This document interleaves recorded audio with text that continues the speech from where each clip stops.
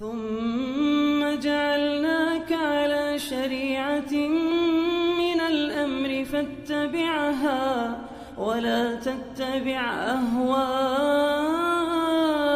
الذين لا يعلمون.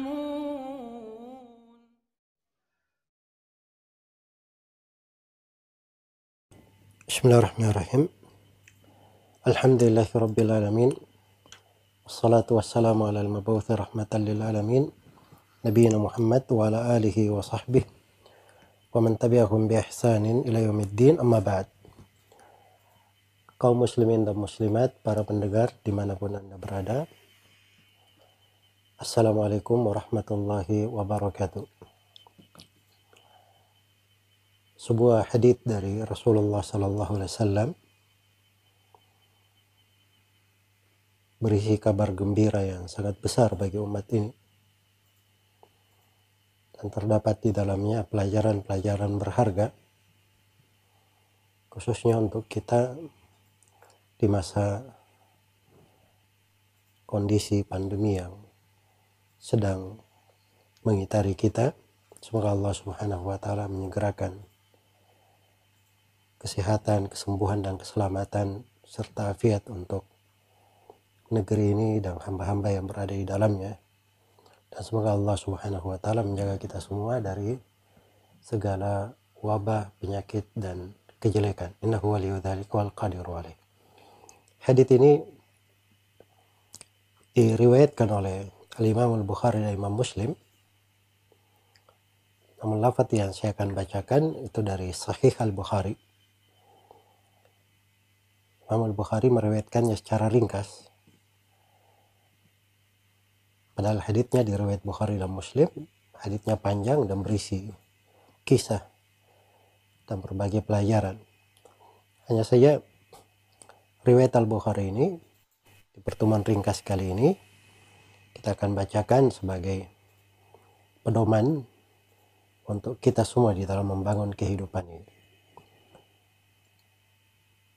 Dari Ibnu Abbas radhiyallahu anhuma, beliau berkata, Rasulullah sallallahu alaihi wasallam qala, sungguhnya Rasulullah sallallahu alaihi wasallam bersabda, yadkhulul jannata min ummati sab'una alfan bighairi hisab, akan masuk ke dalam surga dari umatku 70.000. Mereka akan masuk ke surga bighairi hisab, tanpa ada hisab, tanpa dihisab, tanpa diadab. Dalam riwayat yang lain, bighairi hisabin wal adab, tanpa ada hisab dan tanpa ada siksaan. Kemudian Nabi terangkan, humul ladina la yashtarkun wa la yatatayyarun wa la rabbihim yatawakkalun. Mereka adalah orang-orang yang tidak meminta untuk diruqyah, atau orang-orang yang tidak melakukan tiarah, serta mereka selalu bertawakal kepada Rabb mereka, selalu bertawakal kepada Allah Subhanahu wa Ta'ala. Iya. Jadi ini kabar gembira dari Nabi Sallallahu Alaihi Wasallam untuk umatnya, bahwa di tengah umat ini ada 70.000 orang akan masuk surga tanpa hisab dan tanpa adab. Iya. Ada 70.000 orang masuk surga tanpa hisab dan tanpa adab. Nah, itu tegas di riwayat Bukhari dan Muslim. Di luar riwayat Bukhari dan Muslim, nah, itu diterangkan oleh Al-Busiri di dalam Ithaf Al-Mahar Al-Khiyarah, jalur-jalur periwayatan yang banyak, bahwa telah syah dari Nabi, dari setiap 1.000, dari 70.000 ini, setiap 1.000-nya itu ditambah lagi untuk umat Islam 70.000. Terus ditambah dengan 3 cedukan dari tangan Allah Subhanahu wa taala, itulah semua jumlah yang masuk surga tanpa hisab dan tanpa adab. Iya. Keutamaan Allah Subhanahu wa taala sangat besar untuk umat ini. Ya 70.000, kalau setiap 1000-nya ditambah lagi 70.000, artinya 4.900.000. Ditambah lagi dengan 3 cidukan yang tidak diketahui jumlahnya kecuali Allah Subhanahu wa taala yang mengetahuinya. Dan ini keutamaan bagi umat ini. Mereka akan masuk surga tanpa hisab. Ini keutamaan, tidak ada hisab, tidak ada perhitungan. Karena hisab itu kalau diartikan penantian al-ard, itu juga adalah hal yang meletihkan di akhirat. Dan hisab kalau diartikan pertanyaan terhadap amalan-amalannya, ya maka itu bentuk dari siksaan. Iya. Maka ini nggak ada hisabnya. Wala adab, dan tidak ada adab. Tidak ada siksaan. Masuk surga langsung. Subhanallah. Di riwayat yang lain ketika Nabi mengucapkan ini, Nabi nggak langsung memberitahu siapa mereka. Nabi masuk ke rumahnya. Nah, para sahabat berbicara, bertanya-tanya siapakah mereka.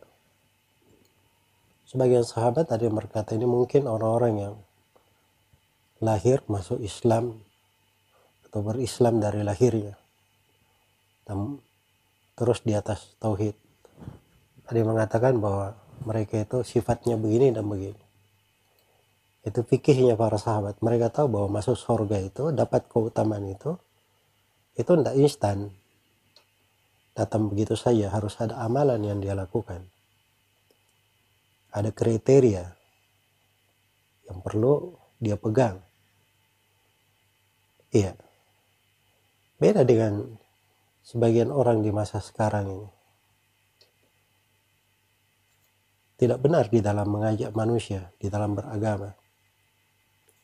Seakan-akan masuk surga itu cukup dia cium tangannya guru fulan, cukup dia didoakan oleh Habib fulan, cukup dia datang kepada kuburan si fulan. Ini kekeliruan di dalam memahami Islam. Karena itu tidak ada dari para sahabat yang memahami untuk mendapat keutamaan itu ya tanpa beramal. Malah mereka menebak-nebak amalan apa yang dilakukan. Dan ini lebih tegas lagi ketika Nabi SAW terangkan apa sifat orang-orang yang masuk surga tanpa hisab dan tanpa adab ini. Kata beliau, humul ladina la yastarqun. Mereka adalah orang-orang yang tidak pernah minta diruqyah. Tidak pernah minta diruqyah. Ruqyah itu pengobatan, bentuk dari pengobatan. Jadi dari bacaan-bacaan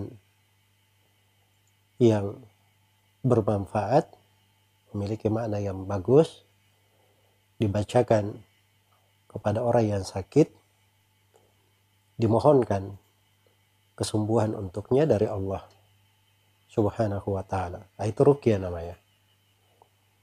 Dan ruqyah yang paling bagusnya dengan Al-Quranul Karim, dengan hadits-hadits Rasulullah SAW.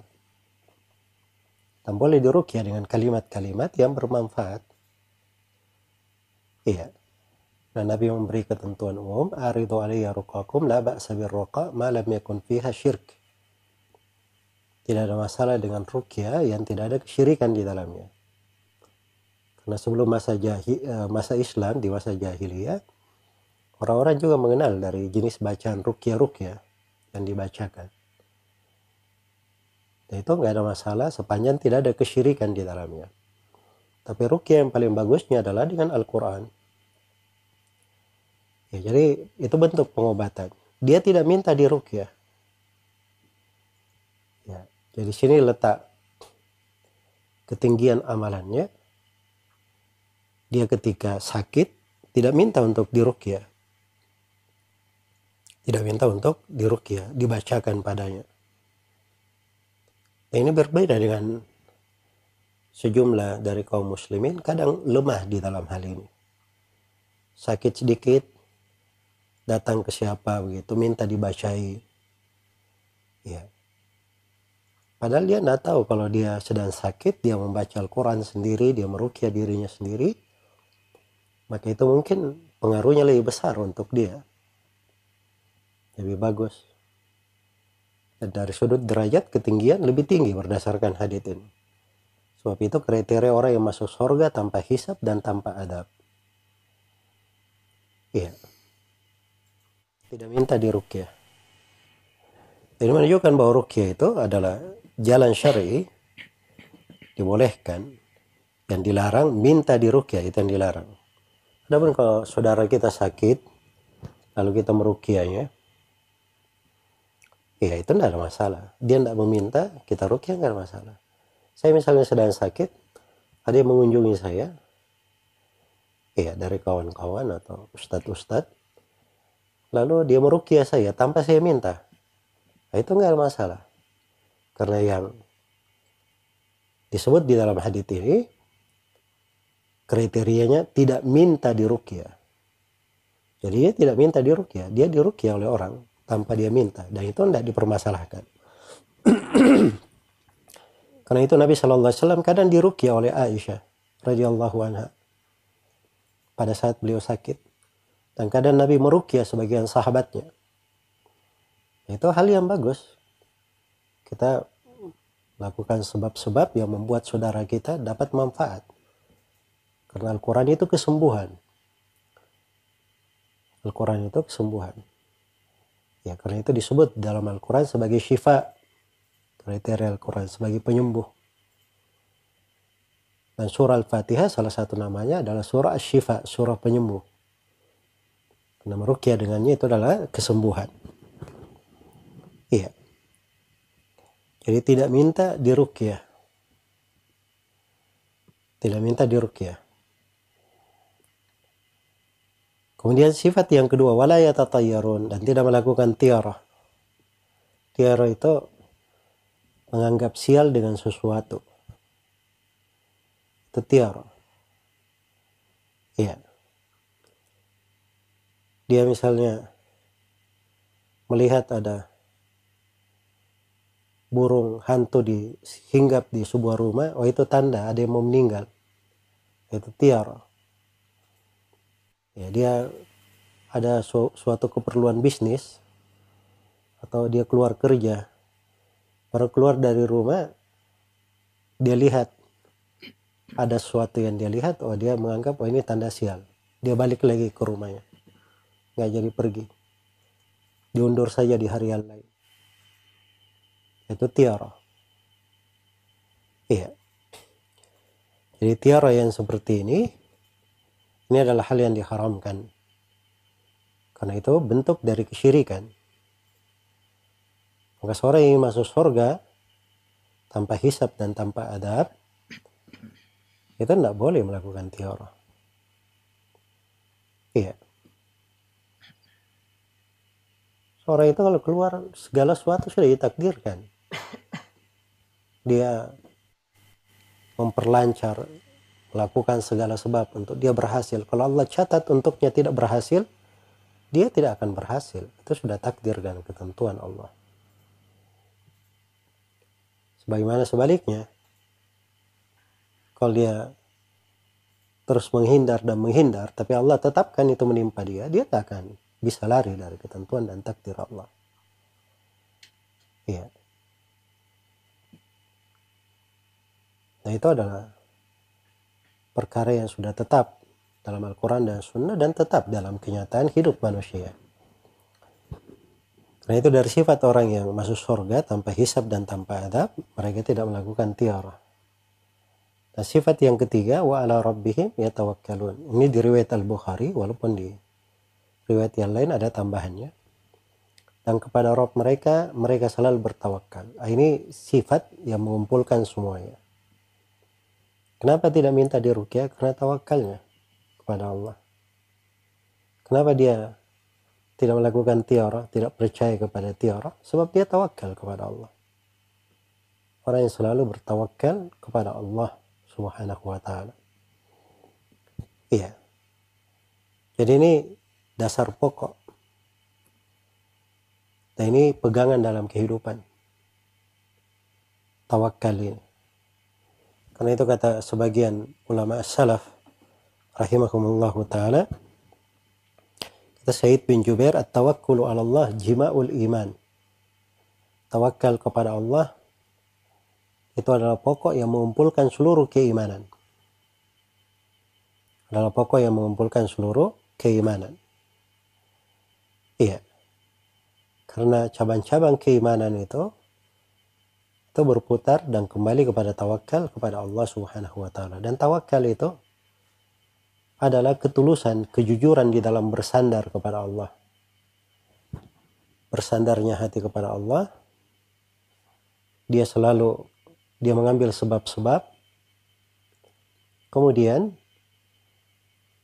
dia selalu menyandarkan nikmat kepada Allah. Ini 3 rukun di dalam tawakal. Yang pertama, kejujuran hati bersandar kepada Allah. Dan yang kedua, dia ambil sebab-sebab.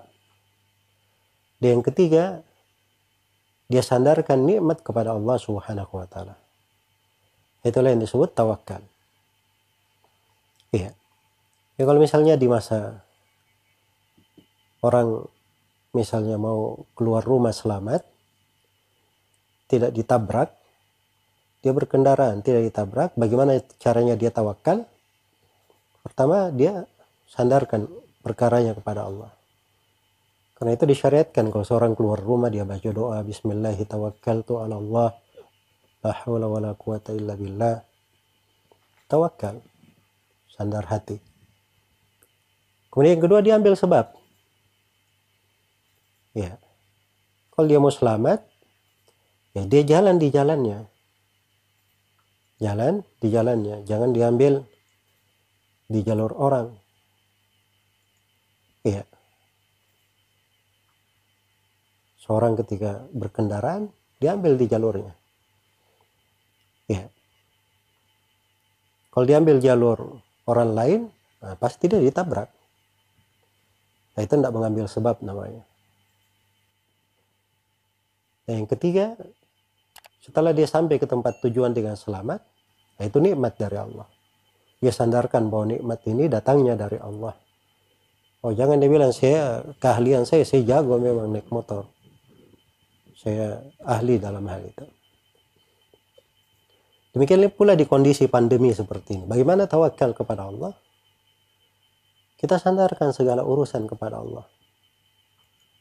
Iya, kita terima tentuan dan takdir Allah. Ini ujian dan cobaan. Bagaimana bisa kita selamat di dalamnya? Kita ambil sebab-sebab. Mengambil sebab-sebab. Ikuti protokol kesehatan. Ya, jaga jarak. Jaga jarak. Ketika sakit dia berobat. Nah, begitu caranya. Itu mengambil sebab. Iya. Karena itu kalau ada yang berkata, oh tawakal saya, pergi ke masjid tidak pakai masker, karena dasarnya ini kita pergi ibadah ini, tawakal kepada Allah. Itu tidak benar. Ini orang yang tidak mengerti apa makna tawakal. Karena itu Nabi Nuh alaihi salam ketika akan diselamatkan oleh Allah, itu disuruh bikin perahu. Sebab supaya beliau bisa selamat. Maka yang naik ke atas perahu itu semuanya selamat. Yang tidak naik di atas perahu semuanya tenggelam. Iya. Padahal kalau mau dipikir, Allah maha mampu menyelamatkan Nabi Nuh tanpa membuat perahu. Tapi itulah ketentuan Allah dalam kehidupan. Harus mengambil sebab. Harus mengambil sebab.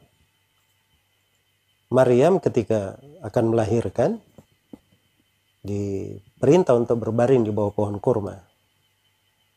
Dan diperintah supaya menggerakkan bagian dari ranting kurma itu. Padahal dimaklumi pokok kurma itu kuat sekali. Ditendang-tendang pun tidak jatuh. Ya, tapi disuruh menggerakkan dari ranting kurma itu, mengambil sebab. Akan berjatuhan buah-buah kurma yang masih kuning. Biasanya yang kuning itu dia tidak jatuh sendiri biasanya. Itu dipetik baru dia datang. Ini berjatuhan. Allah mudahkan untuknya kebaikan, dia mengambil sebab. Itu memang ditentukan oleh Allah dalam kehidupan. Harus mengambil sebab. Ya.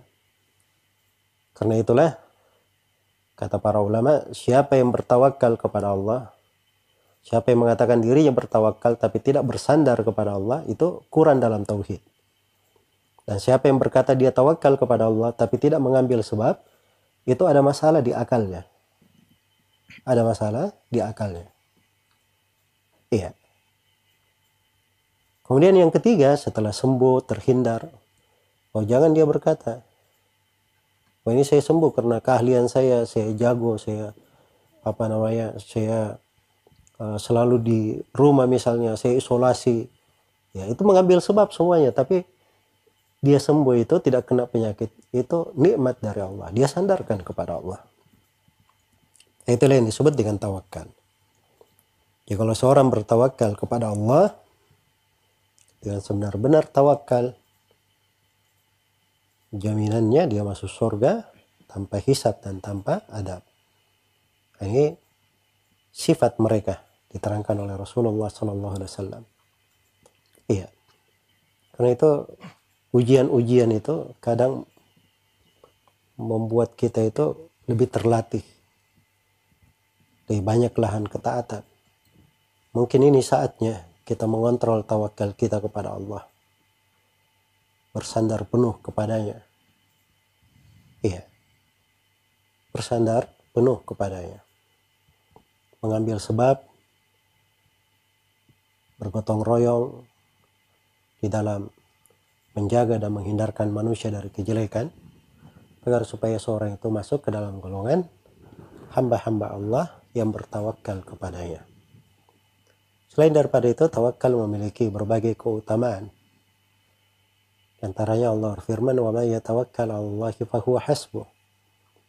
Barang siapa yang bertawakal kepada Allah, maka dialah Allah yang akan mencukupinya. Itu sebab yang menyebabkan dia dicukupi oleh Allah. Dalam hadits Umar bin Khattab, riwayat Imam Ahmad dan selainnya, Rasulullah SAW bersabda, "Law annakum tatawakkaluna 'ala Allahi haqqa tawakkuli, la razaqakum kama turzaqut tayr taqdu khimasa wa taruhu bitana." Jadi kata kalian itu bertawakal kepada Allah dengan sebenar-benar tawakal, maka Allah akan memberi rezeki kepada kalian seperti burung diberi rezeki. Itu luar biasa ya perumpamaan yang pendekatan yang disebutkan oleh Nabi di sini. Diberi rezeki sebagaimana burung diberi rezeki. Burung itu tidak memiliki dari perbendaharaan, gudang harta, gudang makanan. Ya, apalagi rekening di bank. Dia tidak punya dari hal-hal yang seperti itu. Tapi bersamaan dengan itu kita lihat burung ini, di waktu pagi perutnya kosong, waktu sore dia balik sudah penuh perutnya. Terus dia hidup sampai ajal datang, ketentuan Allah menjemputnya. Nah, itulah tawakal kepada Allah. Kalau seorang bertawakal kepada Allah, Allah akan mencukupinya atas segala sesuatu. Semoga Allah Subhanahu wa Ta'ala memberikan kemudahan untuk kita semua, agar supaya kita tergolong hamba-hamba yang memiliki sifat-sifat yang agung ini. Tidak minta diruqyah, tidak melakukan tiarah, menganggap sial dengan sesuatu, dan tidak pula, dan dia selalu bertawakal kepada Allah Subhanahu wa Ta'ala. Sebab ini 3 sifat orang-orang yang masuk surga tanpa hisab dan tanpa adab. Innahu waliyyu dzalika wal qadiru alaihi wallahu ta'ala alam.